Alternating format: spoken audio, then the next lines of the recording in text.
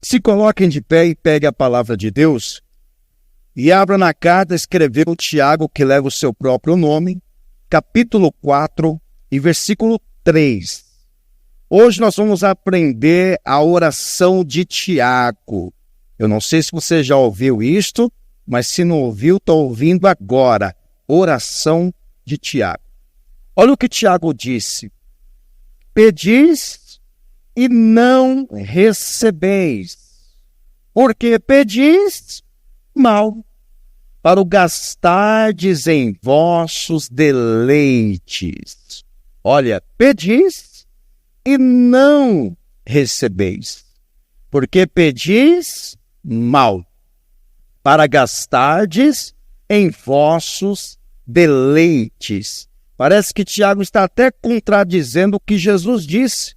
E o que Jesus disse? Que tudo o que pedides em oração crendo, o recebereis. Mas o Tiago vem contrário a isto. Pedis e não recebeis, porque pedis mal, para gastardes em vossos deleites. Quantos creem nesta palavra? Hoje você vai aprender a maneira correta de pedir e receber. Hoje você vai aprender a oração de Tiago. Amém? Quantos creem nesta palavra? Então vou ler mais uma vez e eu quero que você repita comigo bem alto e bem forte. Vamos lá. Pedis, mais alto. Pedis e não recebeis, porque pedis mal, para gastardes em vossos deleites. Mais uma vez, pedis, mais alto, pedis e não recebeis, porque pedis mal, para gastardes em vossos deleites. Quantos creem nesta palavra? Então desocupe as suas mãos e dê para esta palavra a mais sincera, a mais poderosa, a mais verdadeira salva de palmas. E enquanto você aplaude, glorifica, engrandece, enaltece e bendizer o nome santo do Senhor Jesus, diga: eu vou aprender a pedir de maneira correta e vou receber o que eu pedi. Vou aprender com Tiago a oração verdadeira, a oração correta. Diga isso para ele, diga isso para Deus. Senhor meu Deus e meu Pai, a sua igreja te glorifica, a sua igreja te aplaude. Abre os céus para receberem esses aplausos. E a cada pessoa que te glorifica nesta noite, derrama a sua glória, o seu poder, e venha com seu Espírito Santo, e tome a boca do mensageiro, tome os lábios do pregador, e envie, Senhor, a sua palavra, com poder e autoridade, e que a sua palavra vá, e percorra toda a terra, e produza o resultado para o qual está sendo mandada, em nome de Jesus, amém, e graças a Deus. Podeis assentar, e hoje você vai saber a maneira de pedir, a forma correta para receber. Tiago, ele é uma epístola, que leva o seu próprio nome, que tem 5 capítulos, mas a epístola de Tiago tem um ensinamento muito forte. Epístola porque no grego significa ordem, mensagem. A gente chama de epístola ou chama de carta. E no latim a palavra epístola quer dizer carta, mensagem escrita. A carta de Tiago, ou livro, assim considerado alguns, é uma das cartas, um dos livros que foram escritos primeiro no Novo Testamento. Então é um dos livros de Tiago, um dos primeiros livros do Novo Testamento. E foi escrito a carta de Tiago por volta de 45 a 50 depois de Cristo. E para quem não conhece Tiago, Tiago é meio-irmão de Jesus. Por que meio? Porque a gente sabe que Jesus, ele não nasceu da junção carnal. E sabemos também que Maria não continuou virgem como a Igreja Católica prega. Maria não foi mais virgem depois de Jesus, não. Maria teve mais filhos. E um dos filhos que Maria teve foi Tiago. Então esse Tiago é um meio-irmão de Jesus, porque Jesus não nasceu da junção carnal, então faz parte de um meio-irmão. E na epístola de Tiago, ele nos ensina a pedir a Deus de forma correta.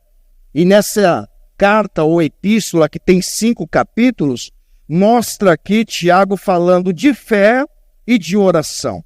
E você vai ver que Tiago fala muito de fé e de oração, inclusive. E ele diz assim: a oração da fé salvará o doente, e a oração feita por um justo operará um milagre, ou acontecerá um milagre. Então, Tiago usa muita parte de oração e de fé. Mas Tiago também traz um ensinamento aqui, dizendo que tem pessoas que pedem e não recebem. Mas também tem outras pessoas que pedem e recebem. Qual seria a diferença dessas duas pessoas? Porque uns recebem e outros não recebem. Por quê? Sendo Deus o mesmo Senhor dos dois que pedem, das duas pessoas. Seria a falta de fé de alguns? Seria esse motivo de alguns não receberem por falta de fé? Ou estaria Deus fazendo acepção de pessoas? A uns ele atende e a outros não. A uns ele responde a oração e a outros não. Ou seria o que Tiago estaria dizendo, que uns pedem e não recebem, e outros pedem e recebem? Porque ele falou de oração.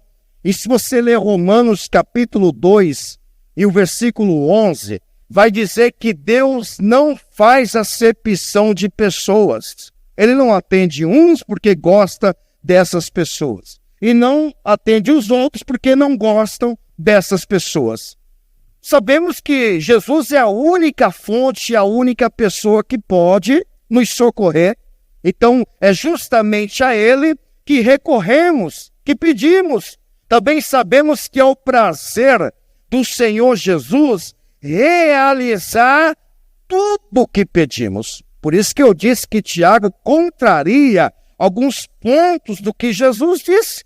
Porque Jesus sempre disse: pedis e recebeis. Ou tudo o que pedides em oração, crendo, recebereis. E Tiago diz que alguns não recebem, porque pedes mal.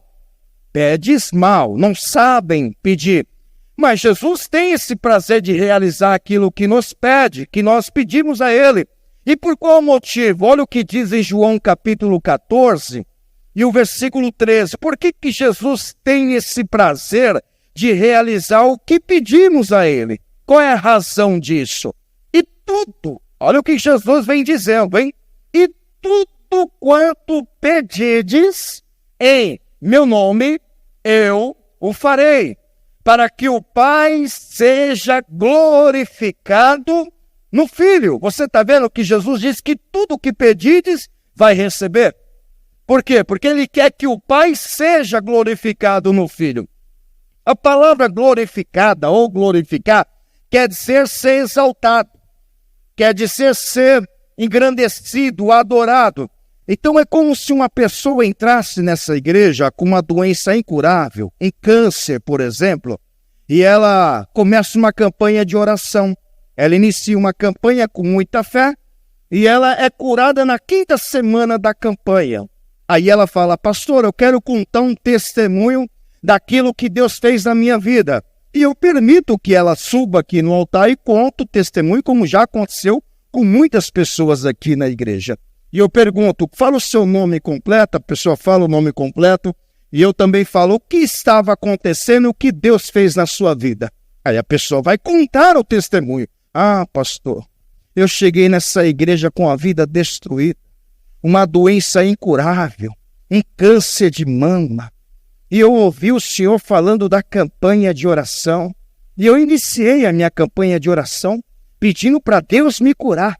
E na 5ª semana o milagre aconteceu. O câncer desapareceu da mama e eu fui curada. Aí eu pergunto: glória a Deus. E falo para ela: quem fez isso na sua vida? O que ela vai dizer? Foi o pastor Ricardo? Quem que ela vai dizer que fez? Jesus. Não foi o pastor Ricardo que fez isso na vida dela. Foi o Senhor Jesus. E eu falo, o que Jesus merece? Como é de fato um costume, uma salva de palmas. E a pessoa começa a aplaudir o Senhor Jesus. Você está vendo? Nesses de aplauso, o que Deus está sendo? Glorificado. O nome dele está sendo exaltado por causa do quê? Do milagre que ele operou na vida da pessoa. E aquilo que ele está contando, de repente tem uma pessoa que está no mesmo estado, ou numa outra doença incurável, ela ouve o que esta pessoa está dizendo e começa a crer também. E pensa consigo mesma, se Jesus curou essa mulher do câncer de mama, ele também pode me curar. Ou seja, através desse milagre contando no altar, o nome de Jesus está sendo glorificado, como o Pai também está sendo glorificado no Filho. E é exatamente Jesus quem operou o milagre.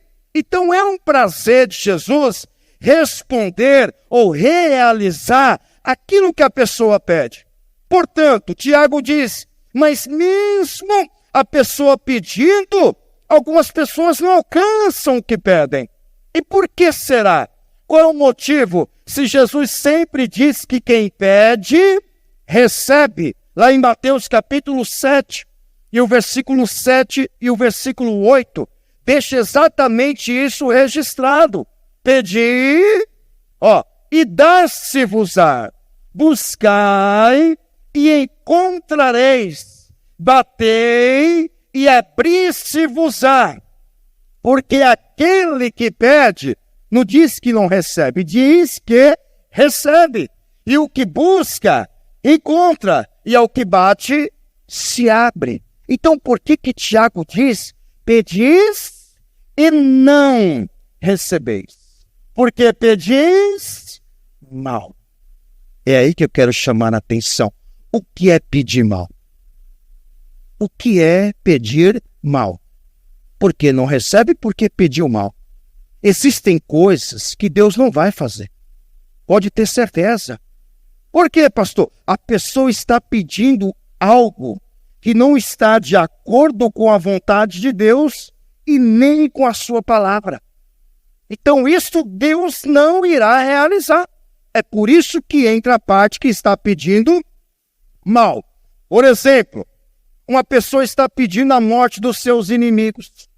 Você acha que Deus vai realizar isto? Ai, Senhor, mate os meus inimigos. Porque tem pessoas que têm inimigos. Mas olha o que diz em Provérbios capítulo 25 e o versículo 21 ao 22. Não é mais fácil pedir a transformação do inimigo? Ou a conversão do inimigo ao invés da morte do inimigo? Diz assim a palavra: se o que te aborrece tiver fome, dá-lhe pão para comer, e se tiver sede, dá-lhe água para beber, porque assim brasas lhe amontoarás sobre a cabeça, e o Senhor te pagará. Você está vendo a diferença da palavra de Deus? Ao invés de pedir a morte dos inimigos, o que Deus está mandando dar? Pão e dar água. Você sabia que Eliseu fez isto? Eliseu, todas as vezes que o rei falava na sua câmara com os seus soldados, onde iria pegar o rei de Israel em uma cilada, Deus revelava para Eliseu lá na casa dele em Dotã. Então, tudo que o rei da Síria falava, Deus revelava para o profeta Eliseu, a ponto do rei da Síria achar que alguém estava ali traindo. Porque falava em particular, como é que o rei de Israel está sabendo? Aí um dos soldados do rei da Síria disse: rei, ninguém está te traindo. Tudo que o senhor fala aqui em segredo, Deus revela a um profeta lá em Israel. Tem um profeta chamado Eliseu, que Deus revela para ele e ele fala para o rei de Israel não passar por tal caminho, porque nós estaremos lá. Aí o rei achou aquilo muito, uma coisa muito cruel, uma coisa difícil de entender. Então, para que o rei pegasse o rei de Israel, ele teria que pegar primeiro o profeta. Aí ele mandou os soldados e cavalos até Israel em Dotã, procurar pelo Eliseu. E quando esses soldados do rei chegam, e vem um grande exército, ele cerca a região onde Eliseu morava. E diz a palavra que Eliseu tinha um moço chamado Geazi. E esse moço sai da casa do profeta e vai lá fora, e ele vê carros e cavalos dos inimigos. E ele diz: ai, meu Senhor, estamos cercados, porque os inimigos estão à nossa volta. Aí Eliseu disse: não temais, maior é o que está conosco do que o que está com eles. Diz a palavra que Eliseu ora a Deus, pedindo para que esse moço abrisse os olhos espirituais. E esse moço retorna para fora. Quando ele vê lá fora, ele vê carros e cavalos de fogo, maior e mais numeroso do que os próprios inimigos. Aí esse moço entra correndo para a casa do profeta e diz: ó profeta, está cheio de carros de anjos, está cheio de carros e cavalos e homens, soldados, e cheio de fogo. Aí o Eliseu diz: calma. Aí ele ora para que Deus cegue os olhos dos inimigos. Os soldados que foram buscar Eliseu. E Eliseu se aproxima dos inimigos e diz: vou te guiar a quem você quer buscar. E Eliseu guiou os inimigos que queriam pegar ele. Ele levou os inimigos dentro de Samaria, no meio do exército de Israel. Ou seja, os inimigos já estavam cercados pelos soldados de Israel. O rei de Israel, quando vê aquilo, diz para Eliseu: matá-os, vão matá-os, feri-los. Aí o profeta diz: vai ferir alguém que está rendido? Não, dê pão, dê água para os inimigos, que eles comam, se saciam e voltam para a sua terra. Esta é a oração que dê pão e água para os seus inimigos. Esta é a vontade de Deus. Você está vendo? Há também pessoas que oram pedindo para que Deus faça sofrer os seus perseguidores. E é difícil mesmo, né? Amar aquele que nos odeia. É difícil ou não é? É difícil perdoar aqueles que nos ofendem. É muito difícil. Isso, na prática, é muito difícil. Na teoria pode ser até fácil na leitura, mas na hora da prática é muito difícil. Não é verdade? Mas a palavra de Deus diz isto também. Em Mateus capítulo 5, e o versículo 43 e 44, sabe o que o Senhor Jesus disse para aqueles que nos aborrecem? Para aqueles que nos perseguem? Olha o que o Senhor Jesus vai dizer. Ouviste que foi dito? Amarás o teu próximo? Ou seja, amar aqueles que nos amam e aborrecerá o teu inimigo? Jesus vai dizer: eu não falo isso, eu falo o contrário ao que ele vai dizer. Eu, porém, vos digo, amai os vossos inimigos. É fácil amar os vossos inimigos? Não é fácil. Ninguém quer perto o inimigo, mas temos que amá-los. Bendizei aos que vos maldizem. É fácil abençoar aquele que nos amaldiçoam? Você acha que é fácil? Mas o galardão está aí. É nisso que está o galardão. O galardão não está em amar os que me amam. Não é amar aqueles que me agradam. Não, não. O galardão está em amar aqueles que me odeiam. É este o galardão. Bendizei aos que vos maldizem. Fazei bem aos que vos odeiam. E orai pelos que vos maltratam e vos perseguem. É aí que está a oração. Ao invés de mandar Deus fazer sofrer os inimigos, ao invés de mandar Deus matar os inimigos, essa oração não será correspondida, porque está totalmente contrária à vontade de Deus e contrária à palavra do Senhor. Não será respondida. Por isso que está pedindo mal. Também tem aqueles que oram, pedindo para Deus destruir os que rejeitam o evangelho. E eu vou dizer, é difícil. Quando você prega para uma pessoa, fica 1 hora pregando e mesmo assim a pessoa não se converte, a pessoa não muda, a pessoa não aceita se batizar nas águas. E quantas pessoas eu tenho aconselhado? Eu tenho um celular cheio de mensagens de pessoas que não se batizam, eu fico meia hora, 1 hora. Parece que eu estou perdendo tempo de conversar com uma pessoa que não quer nada com Deus. Já aconteceu isso com você? Você fica horas e horas falando com essa pessoa. Às vezes até parece o seu filho, seu pai, sua mãe, seu marido, sua mulher. E você fala, e parece que está perdendo tempo.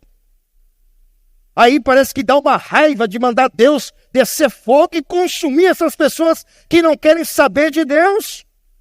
Dessas pessoas que não querem receber o Evangelho, aceitar o Evangelho como nós aceitamos. Mas para pensar, eu também já fui duro uma vez para o Evangelho. E acredito que você também, não foi? Uma vez você já tapou os seus ouvidos para o Evangelho, não já fez isso? Mas as pessoas insistiram. E ali, insistindo, até que você hoje está na casa de Deus. Até que você hoje está batizado. Você está servindo a Deus, mas você sabe o quanto você relutou. Sabe ou não sabe? Deus sabe o quanto você relutou a não se batizar, a não ir à igreja.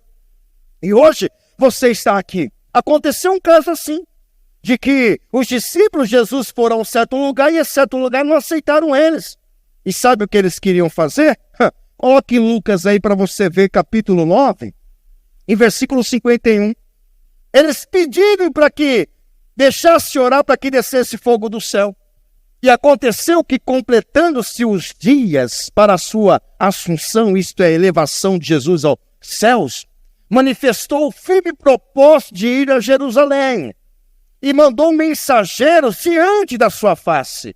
E indo eles, mandou discípulos à frente de Jesus.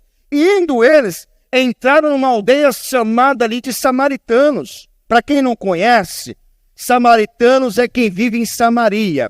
Samaria é a capital do reino norte de Israel. Israel é um país, um estado, que são divididos em 12 tribos.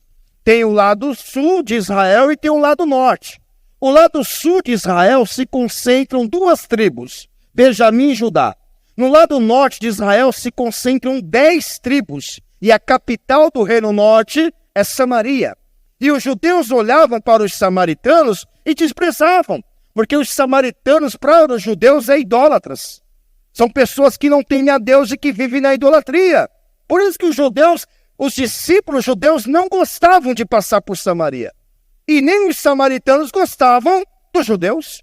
Então ficava aquela briga entre um povo, uma nação, mas dividido. Aí Jesus manda os seus discípulos até Samaria, em Jerusalém, que fica ali em Israel, passa por Samaria para arrumar pousada, para passar a noite.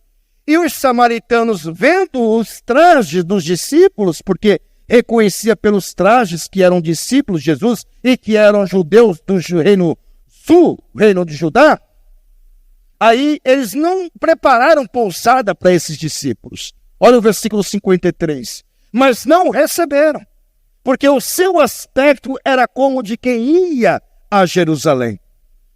E os discípulos Tiago e João, não é esse Tiago, tá?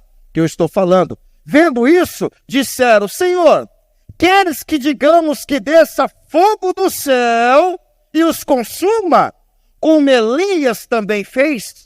Olha a oração deles. Qual que era a oração deles? Mandar destruir aqueles que não aceitaram eles.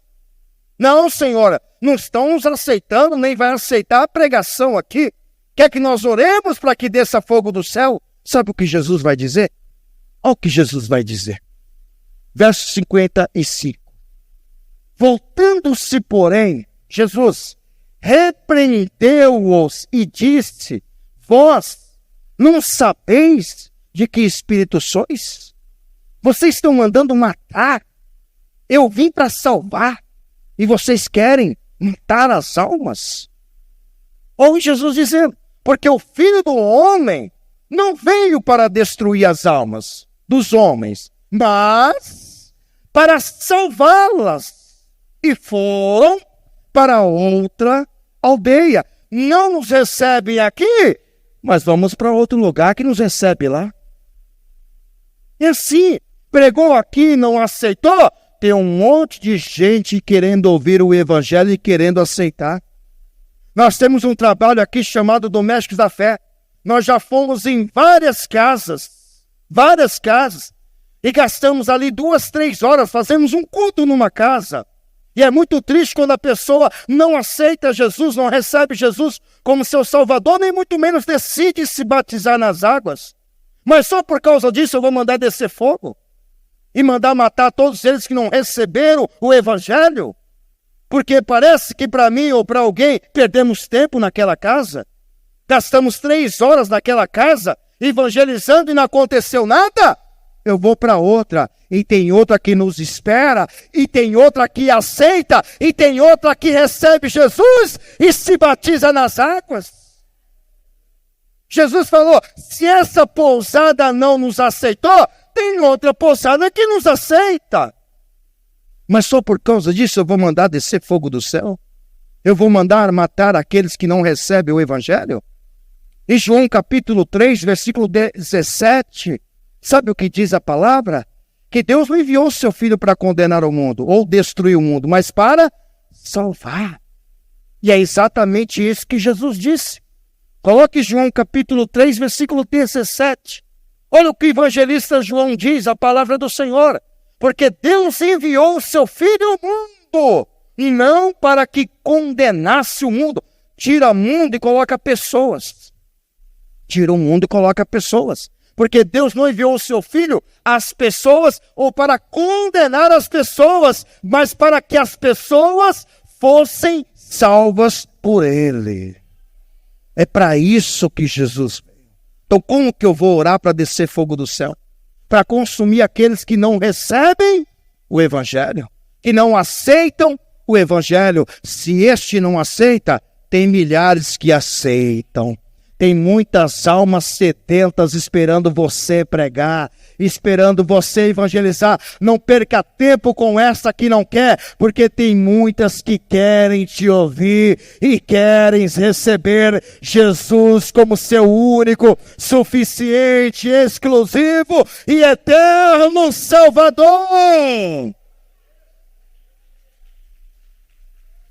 Eu duvido que você nunca resistiu ao Evangelho e hoje está aqui.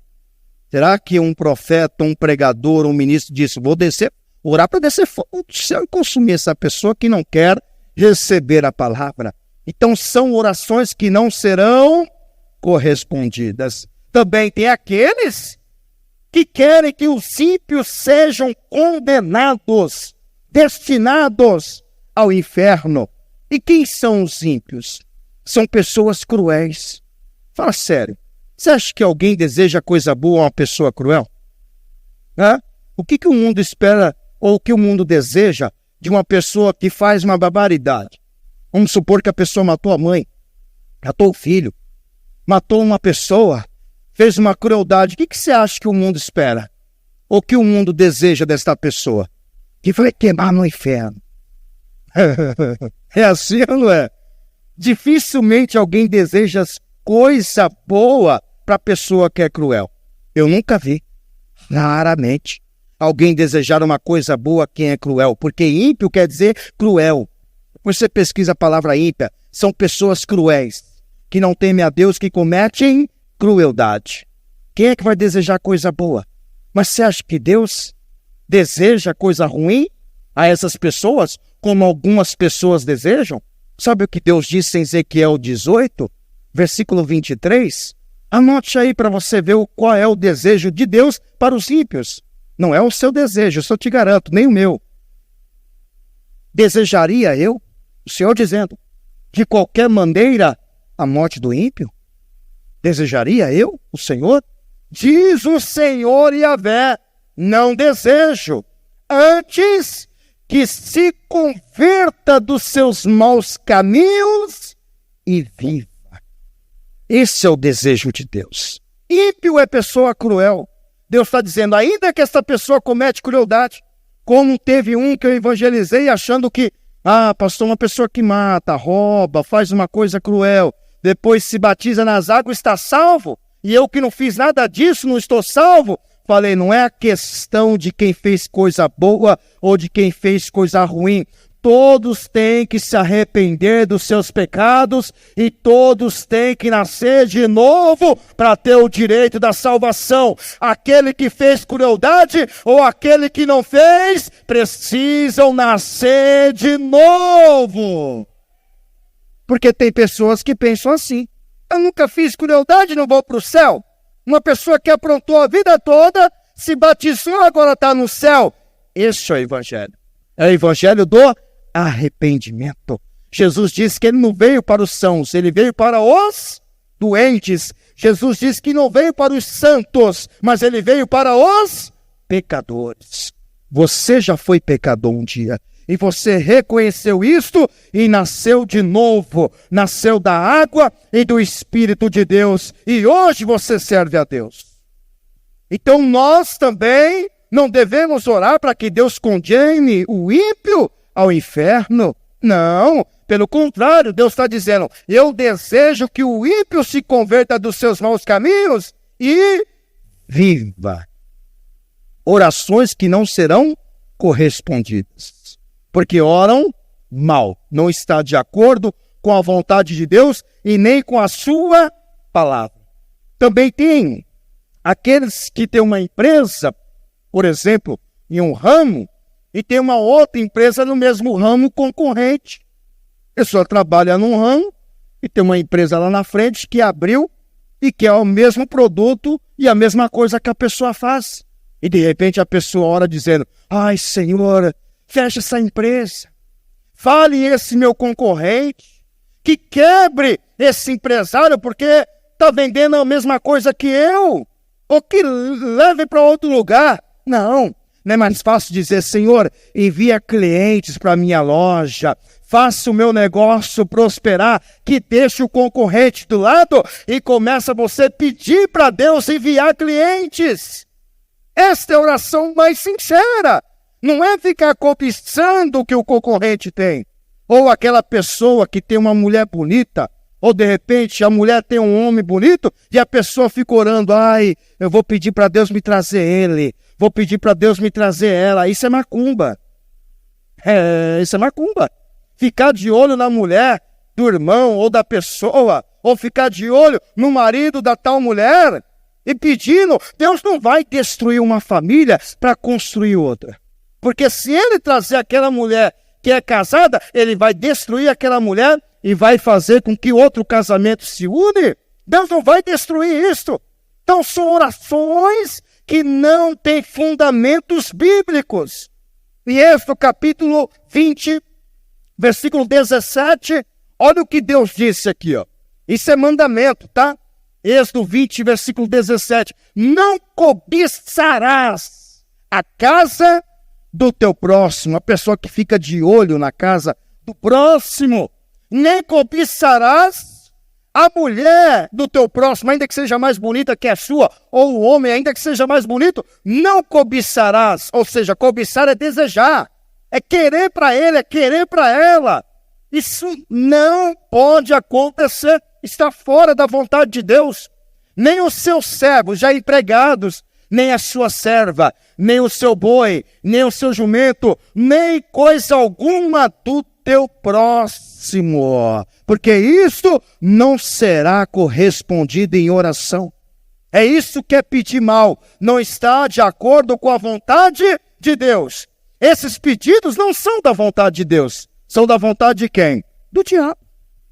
Exatamente do diabo. João 10:10 diz que o ladrão vem senão a roubar, matar e destruir. Ele manda matar, ele rouba, uma empresa quebra, ou foi roubada, ou a pessoa que morreu já veio para matar, ou uma pessoa que perdeu o casamento, perdeu a família, foi destruída. É o diabo que faz isto. Mas em 1 João, capítulo 5, e versículo 14, primeira carta de João, veja o que João disse da oração. E esta é a confiança que temos nele, no Senhor, que se pedirmos alguma coisa segundo a sua vontade. Vem cá, essas coisas que eu falei aqui, estão na vontade de Deus? Sim ou não? Não estão, então não vai acontecer. porque não estão na vontade de Deus. Você está vendo? Se pedimos alguma coisa segundo a sua vontade, se estiver na vontade dele, aí o Senhor ouve e responde. Mas se não estiver na vontade dele, ele não vai nos ouvir, nem vai nos responder. É por isso que Tiago diz, pedis e não recebeis, porque pedis mal. Ou seja, não está na vontade de Deus. Se estivesse na vontade de Deus, estaria realizado. Se não foi realizado, é porque não está na vontade de Deus. E o Tiago também dá um segundo exemplo.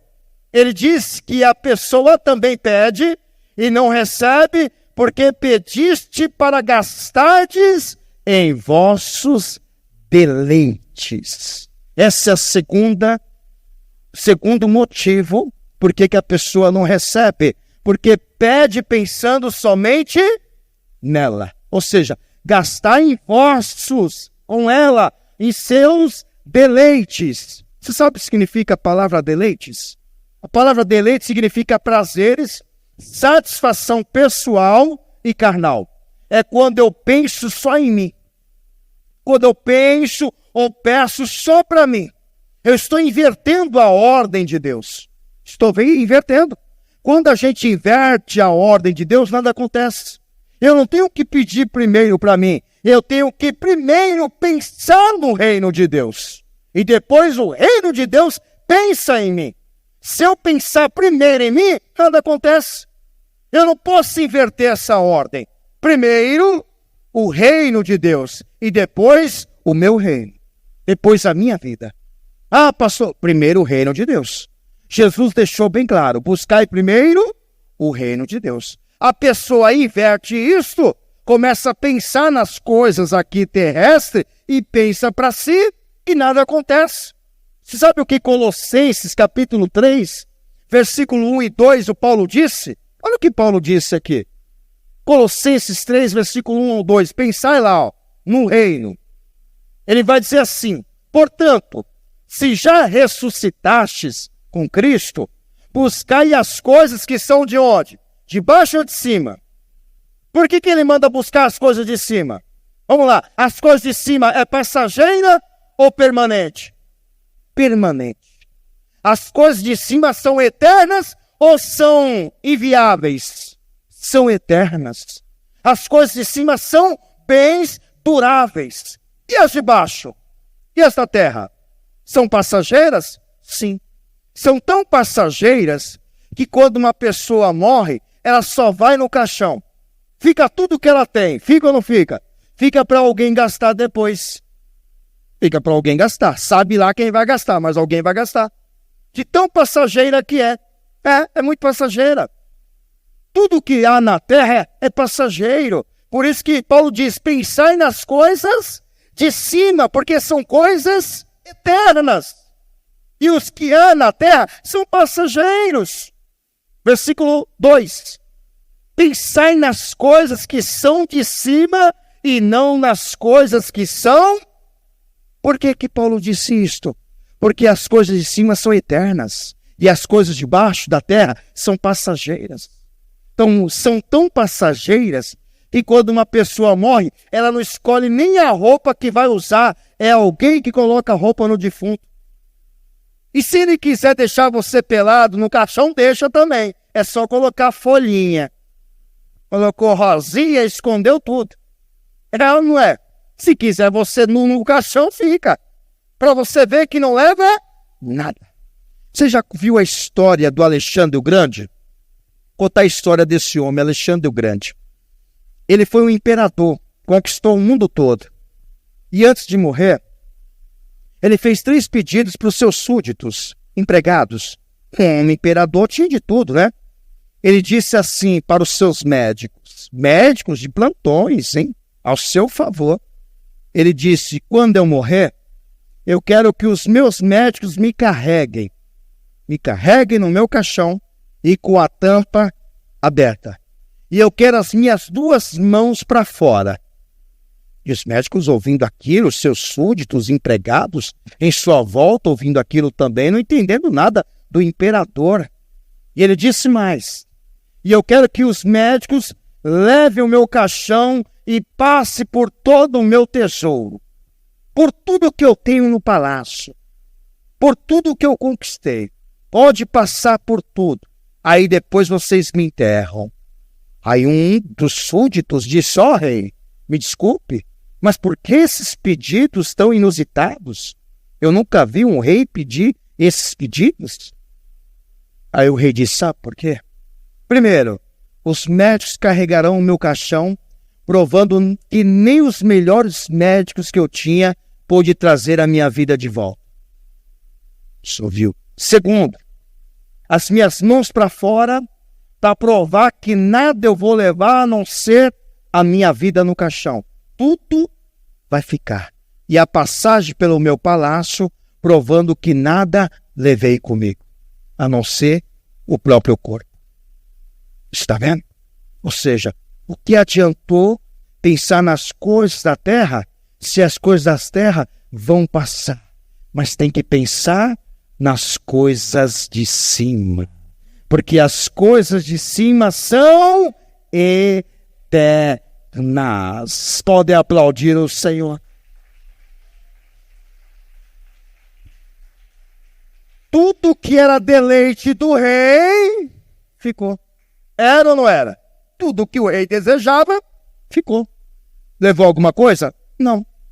Tudo que é deleite. Por isso que Tiago diz: e gastardes em vossos deleites. Ou seja, em prazer e satisfação pessoal e carnal. Existem alguns exemplos de pessoas que oram. Eu vou te mostrar um primeiro exemplo de uma pessoa desempregada. Como será que ela ora? Eu não sei se você já fez essa oração, mas isso é muito normal. Uma pessoa desempregada orar dessa forma. Sabe como é que ela ora? Ela ora mais ou menos assim: meu Deus, meu Pai, abre a porta de emprego, preciso trabalhar, estou sendo muito humilhado em casa, eu não aguento mais essa humilhação, bati em tantas e tantas portas e nenhuma delas se abriram. A pessoa desempregada, ela sofre. Se ela estiver dependendo de alguém, muitas vezes é chamada de vagabundo, de vagabunda. Ô vagabundo, não vai trabalhar não? Fica dormindo até meio-dia? Porque a pessoa desempregada não paga nem a comida que come. Como é que a pessoa desempregada vai sobreviver? Não tem como. E se ela depende de alguém, muitas vezes é tido como vagabundo, que não quer trabalhar. Então a pessoa desesperada, ela ora assim, não aguentando mais a humilhação, o sofrimento que ele está passando dentro de casa ou em algum lugar que ela depende para sobreviver. Esta é a oração de uma pessoa desempregada. Mas também tem um segundo exemplo de uma pessoa endividada. O que você acha que uma pessoa endividada ora? Uma pessoa endividada está desesperada. Por quê, pastor? Porque endividada não tem dinheiro. E o pior não é endividada, o pior é se estiver desempregada. Desempregada e endividada. Porque a pessoa endividada, ela paga uma conta e deixa duas. Mas ela pagou uma. E uma pessoa desempregada? Deixa várias. Não paga uma, nem paga outra. Continua ali endividada. Então, como seria uma oração de uma pessoa endividada? Meu Deus, meu Pai, me socorre. Preciso de um milagre urgente. Veja como está a minha vida financeira. Estou endividado.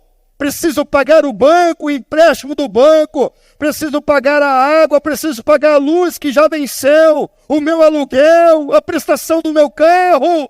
O meu nome está sujo, está no SPC. Me socorre, Deus. Estou endividado. Não seria assim a oração de uma pessoa endividada e desesperada? E a oração de um vaidoso ou de uma vaidosa? Como é que seria a oração de um vaidoso?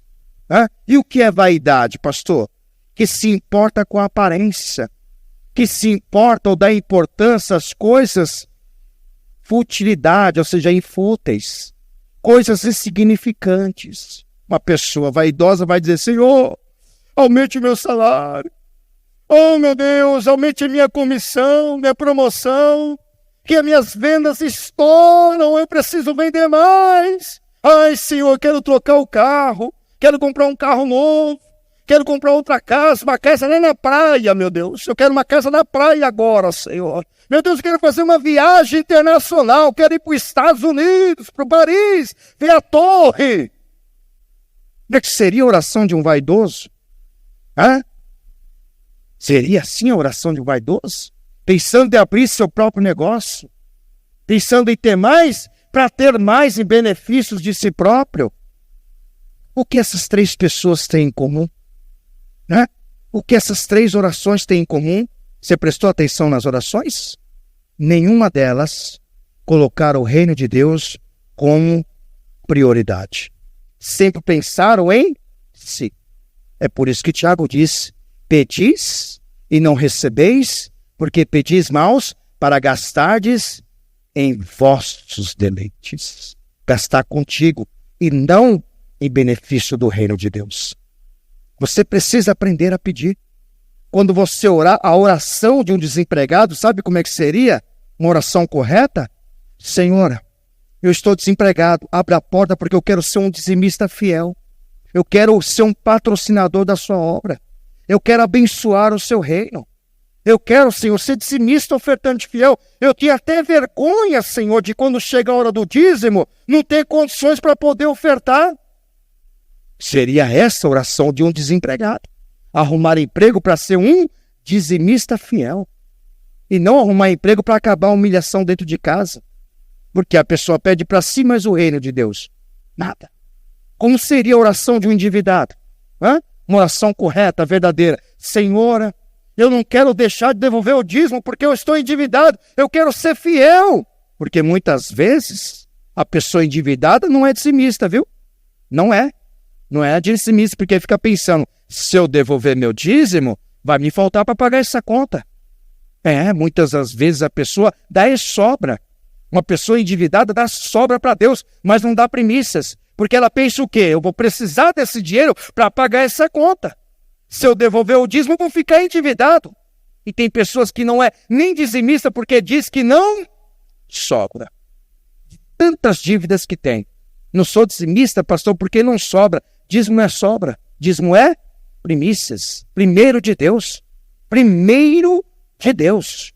Em Provérbios capítulo 3, versículo 9, vai dizer exatamente isto. Que primeiro é de Deus. Tudo que vier em minhas mãos, primeiro é de Deus. Se eu trabalho, tenho uma renda, primeiro é de Deus. Se eu vendi alguma coisa, algum negócio, ganhei um dinheiro desse negócio, primeiro é de Deus. Pastor, mas eu tenho que honrar até com aquilo que eu vendo? Sim. O provérbio diz que até os teus bens tem que ser honrado o Senhor. Tudo, em tudo. Honrai ao Senhor com a tua fazenda e com as primícias de tua renda. Duas coisas aqui, fazenda e primícias. Muda para KJA, que é a King James atualizada, a mais próxima do original. Veja como diz: honra ao Senhor com os teus bens. Bens são patrimônios, são aquilo que você tem. E que mais? E com as primícias de todos os teus rendimentos. Além de bens, aquilo que me traz rendimento, eu tenho que honrar a Deus. De tudo.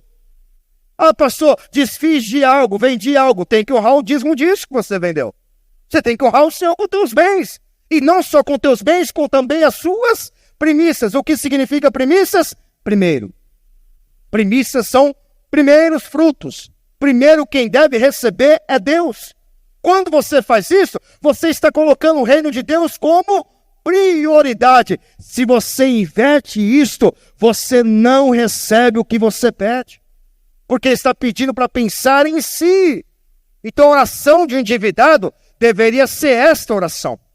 Ó Senhor, eu vou ser dizimista fiel. Eu não quero mais fazer dívidas. E não ficar aí, Senhor, me dê mais dinheiro para pagar minhas dívidas. E como seria a oração de um vaidoso? Senhor, aumente meu salário. Aumente as minhas vendas. aumente as minhas comissões, porque se o Senhor aumentar, o meu dízimo também vai aumentar. É ou não é? Se uma pessoa ganhava 1.000, agora ganha 10.000, o dízimo dela era de 100, agora o dízimo dela é de 1.000. Ela tem que pensar primeiro no reino de Deus. Ela tem que pensar nas coisas de cima e não das terras. Sabe o que diz Mateus capítulo 6, versículo 33? Está pegando, aprendendo o coração de Tiago? Está aprendendo? Falei que você ia aprender o coração de Tiago, né? Mateus 6, 33. Coloca aqui para você ver o que Jesus disse. Pode voltar para a RC, tá bom? O que Jesus disse em Mateus 6, 33, pessoal? O que ele disse primeiro? Pode RC, só mudar. Buscare, pois, em primeiro lugar, o seu reino. E qual é o primeiro lugar? O que vem em primeiro lugar? Não é o meu reino, é o reino de Deus. O que vem em primeiro lugar? O céu, depois a terra. O que vem em primeiro lugar é Deus, não sou eu. Buscai primeiro o reino de Deus e a sua justiça, e todas essas coisas vos serão acrescentadas. Que coisas? Aquilo que eu não peço será acrescentado pelo Senhor, porque primeiro eu coloquei o reino de Deus. Agora, quando eu penso em primeiro o meu reino, nada acontece. Você quer ver o exemplo de um homem que primeiro pensou no reino de Deus e aquilo que ele não pediu, ele recebeu de Deus? Já ouviu falar da oração de Salomão? Coloca aí. 2 Crônicas, capítulo 1, versículo 7 ao 12. Olha essa oração aqui para você ver que aquilo que Salomão não pediu foi Deus que deu, porque ele colocou primeiro o reino de Deus. Naquela mesma noite, Deus apareceu a Salomão e disse-lhe, olha o que Deus vai dizer, pede o que quiseres que eu te dê. Se Deus dissesse isso para você, o que você pediria? Ele deixou à vontade, você pede o que você quiser, eu vou dar. Algumas diriam, pastor, eu pediria uma mansão. Deus vai te dar uma mansão. É só a mansão que você quer estar lá. Pastor, eu pediria muito dinheiro. Deus vai te dar muito dinheiro. Deus falou para Salomão, pede o que você quiser e eu vou te dar. O que será que Salomão pediu? Será que ele pensou em si ou pensou no reino de Deus? Vamos ver? Vamos ver se ele pensou em si ou pensou no reino de Deus. Verso 8. E Salomão disse a Deus, tu usaste de grande beneficência com Davi, meu pai, e a mim me fizeste rei em seu lugar. Agora, pois, ó Senhor Deus, confirme-se a tua palavra, dada a Davi, meu pai, porque tu me fizeste rei sobre um povo numeroso, como o pó da terra.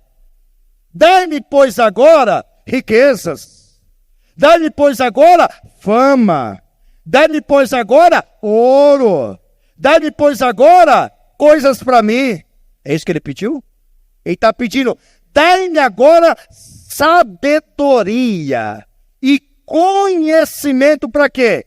Não para adquirir, mas para usar em benefício do reino de Deus, do povo de Deus, para que possa sair e entrar e ser julgar perante este povo, porque quem poderia julgar este teu? Não é de Salomão, é de quem? De Deus. Este teu povo, tão grande povo. Ele está pedindo sabedoria e conhecimento para poder usar para o reino de Deus. Então Deus disse a Salomão, olha o que Deus vai dizer. Porquanto ouve isso no teu, a boca tem que estar ligada ao coração. Não adianta eu falar uma coisa e não cumprir o que o coração diz. Ou o coração fala uma coisa, a boca fala outra. A boca e o coração tem que estar ligados nas duas coisas. Aquilo que eu disser, eu tenho que cumprir no coração. Porque tem pessoa que fala uma coisa e não cumpre. Não, se eu falei, eu tenho que cumprir. Minha boca tem que estar ligada ao meu coração. É o que Salomão fez. Porquanto ouve isso no teu coração. Salomão não está pedindo uma coisa e pensando em outra. Ele está pedindo uma coisa e aquilo que ele está pedindo está ligado ao coração dele. Deus está vendo isso. Porquanto ouve isso no teu coração, não pedisses o quê? Riquezas, isso prova. Não pediu para ele deleites. Deleites, gastar em vossos deleites. Ele não está pedindo isso.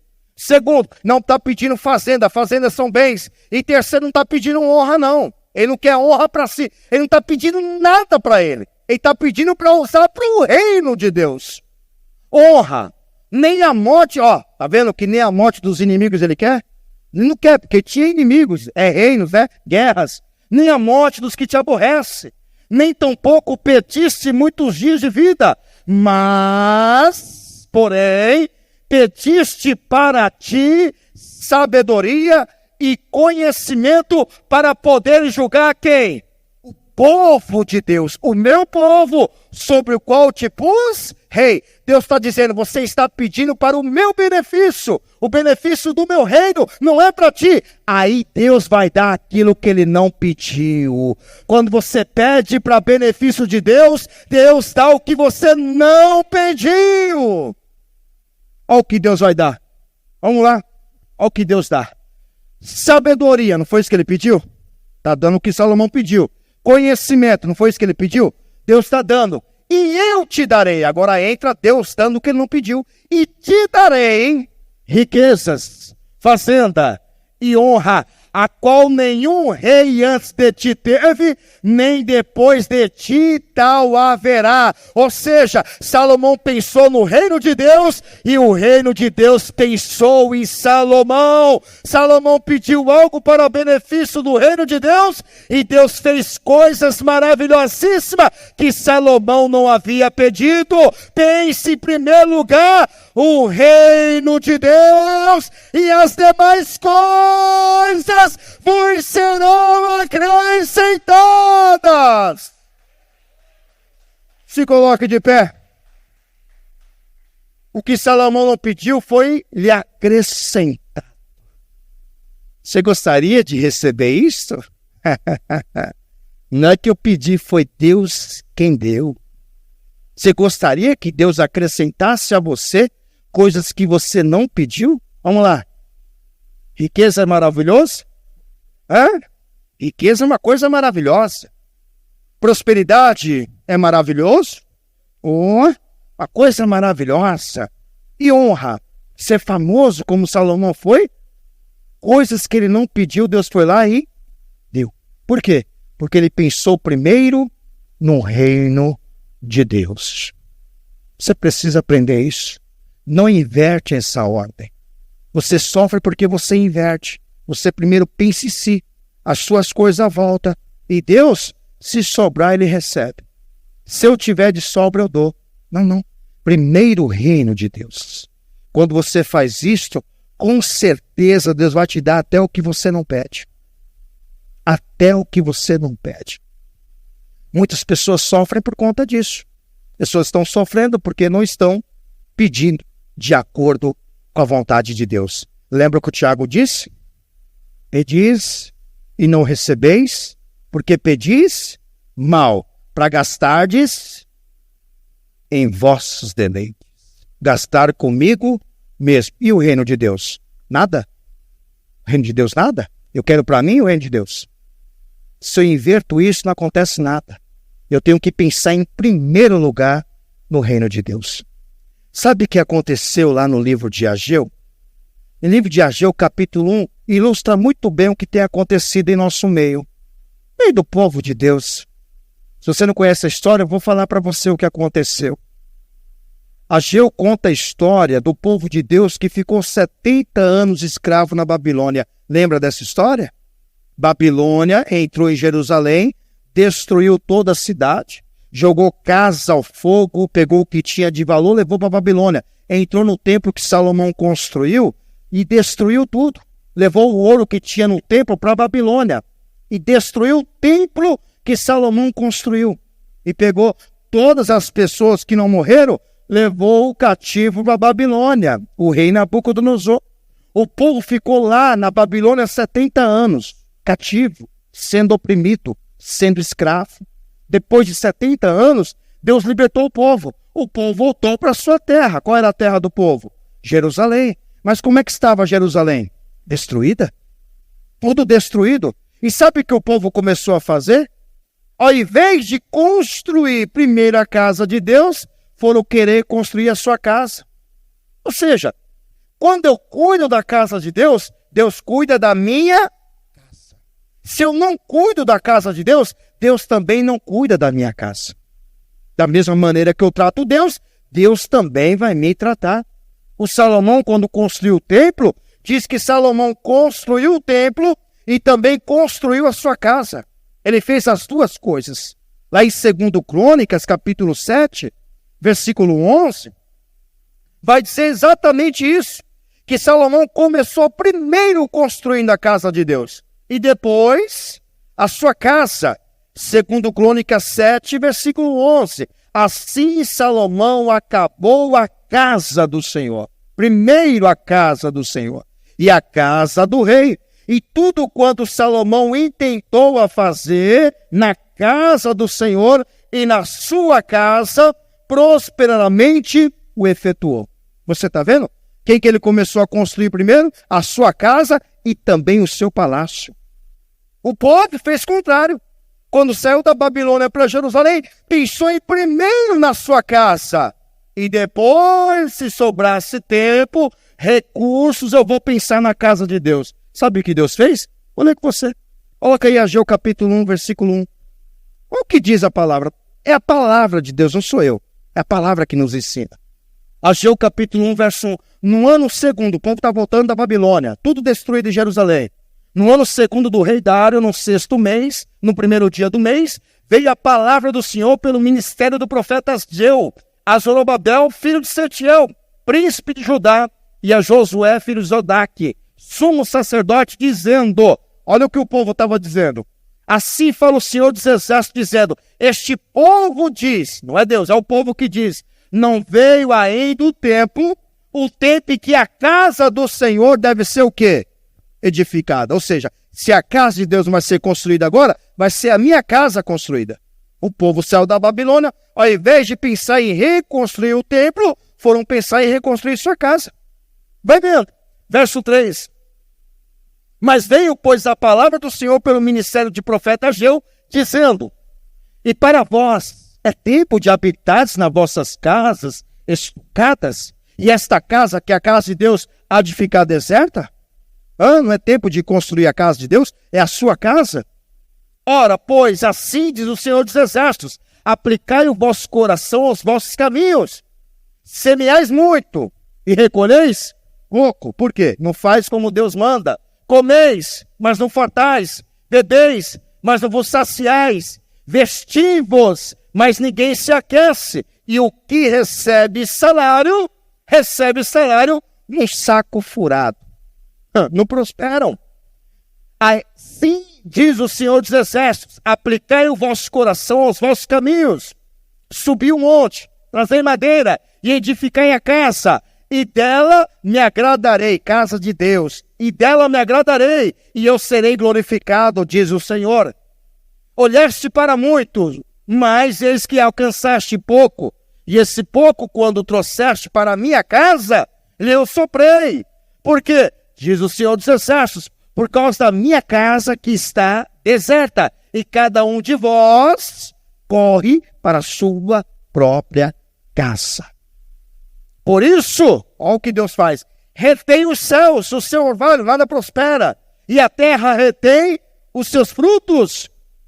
E fiz vinha seca, Deus, por causa do povo, fiz vinha seca sobre a terra, e sobre os montes, e sobre o trigo, e sobre o mosto, e sobre o azeite, e sobre o que a terra produz, como também sobre os homens, e sobre os animais, e sobre todo o trabalho das mãos. Ou seja, nada prospera. O povo pensava primeiro em quem? Na sua casa, ou seja, pensava primeiro em si. E a casa de Deus? Deserta. Ou seja, vazia. Precisando de ajuda? Não, primeiro é a minha casa.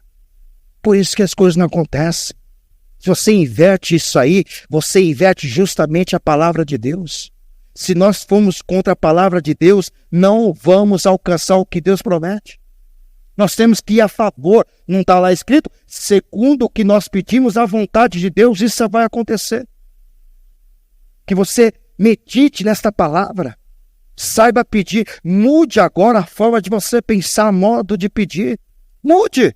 E você vai ver o que Deus vai fazer na sua vida. E o que você falar esteja ligado ao seu coração, viu? porque muita gente fala tanta coisa e não cumpre o que fala. Viu? Fala uma coisa, o coração não cumpre o que fala. Deus vê tudo isso, ouve tudo isso. Que a partir de hoje, o que você falar, você cumpra. Amém? E se você falou alguma coisa para Deus, cumpra o que você falou, para que Deus te honre. Fique na dispensação do Senhor. Creia que Deus vai acrescentar até o que você não pediu. Ele vai te dar até o que você não imagina, como fez com Salomão. Amém? Quantos creem nesta palavra? Eu vou fazer o apelo para você que ainda não recebeu Jesus como único, suficiente, exclusivo e eterno Salvador. Tem alguém no nosso meio que ainda não recebeu Jesus? Vem aqui na frente, eu vou orar por você. Tem alguém assim?